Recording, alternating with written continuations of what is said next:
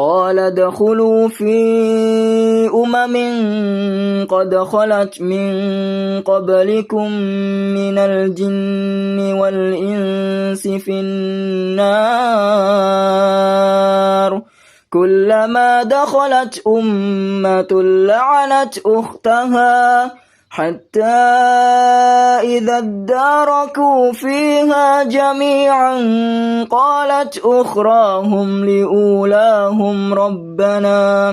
قالت أخراهم لأولاهم ربنا هؤلاء أضلونا فآتهم عذابا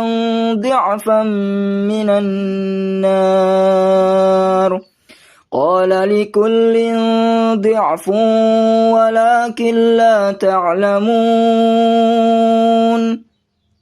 وقالت أولاهم لأخراهم فما كان لكم علينا من فضل فذوقوا العذاب بما كنتم تكسبون.